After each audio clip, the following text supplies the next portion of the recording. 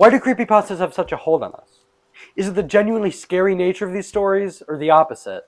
People's enjoyment coming from the ridiculous and over-the-top nature of some of these stories. Regardless, people are drawn to them. And I'm here to talk about just how did this fixation evolve? And more specifically, how did creepypasta evolve in gaming?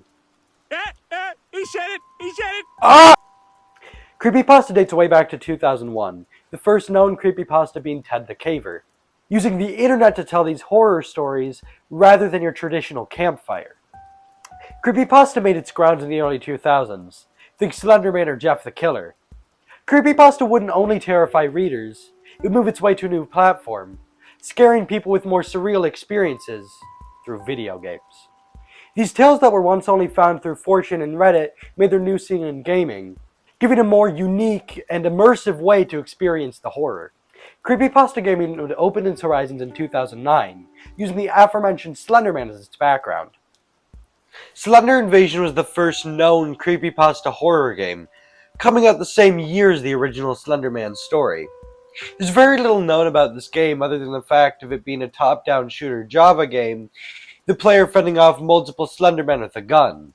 This game was far from inventive, nor did it have anything to do with the original creepypasta other than involving, well, Slenderman as many of the enemies. This game seemed to lack real impact on the creepypasta horror scene, its existence largely shrouded in mystery and ultimately forgotten about by the people. Creepypasta gaming hadn't truly made its breakthrough until Slender the Eight Pages, which came out in 2012.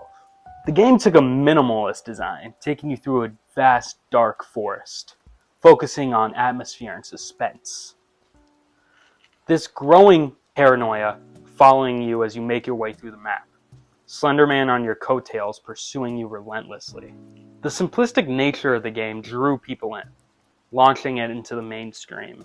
Not only was the game successful through its horror, but through its narrative that you could create. The subtle storytelling gave way for many YouTubers and other content creators to cover it each with their own ideas and theories, something that really resonated with the audiences. By this point, the stage was set. Creepypasta gaming began to rise, an experience where the reaction of the player themselves influenced the horror. A new era of creepypasta was marked. From simple internet stories to interactive gaming experiences, ensuring a lasting influence. As creepypasta gaming evolved, fan-made creation would become more prevalent, taking a significant role in the genre. This can be seen with games like Sonic.exe, taking the already existing IP of, well, Sonic, and building onto it. Unlike Slender the Eight Pages or Invasion, Sonic.exe was played off the story of the same name almost exactly, and of course, like many older creepypastas, the story it was based on wasn't very good. Not really good at all. And so the game was similarly lackluster. But the quality of the game had nothing to do with its success.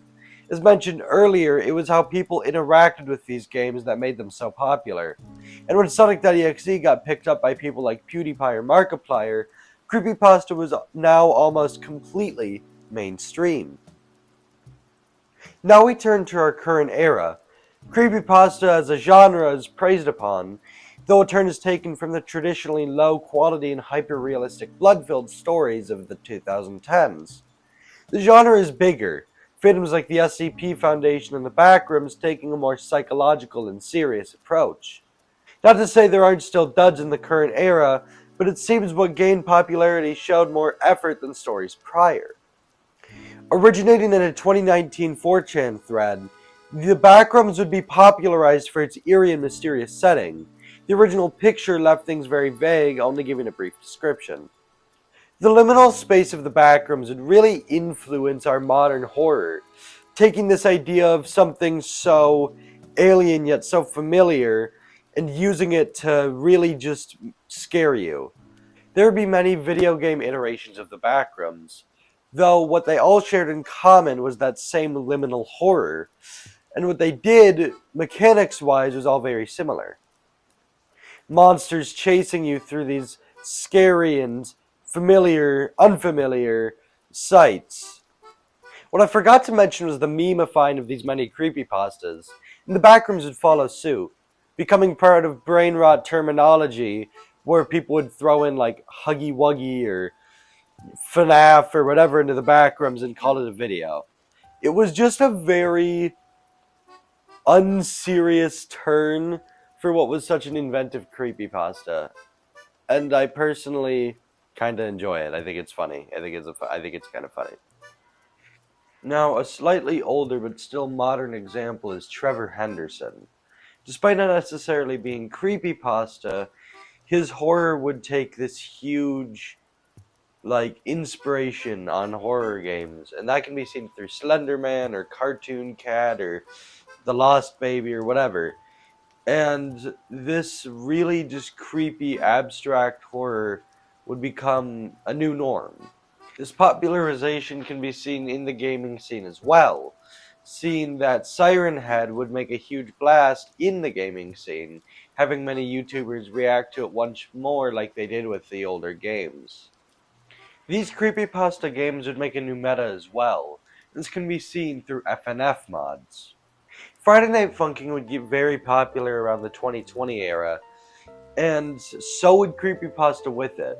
It was very easy to mod, and of course people would, mod it, and so it just became this big platform for your mods, and thus creepypasta as well.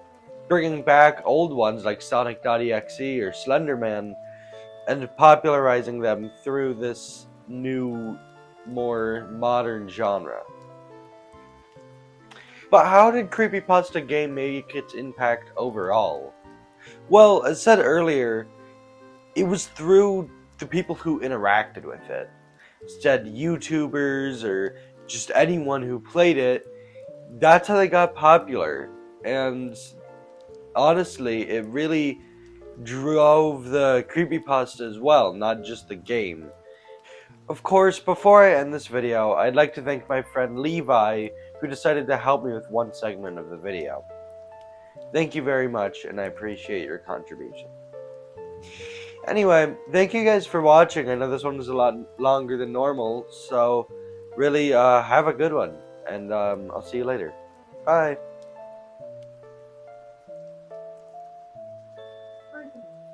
Creepy, you bitch! These tales that were once no, I already read. Creepypasta gaming opens it.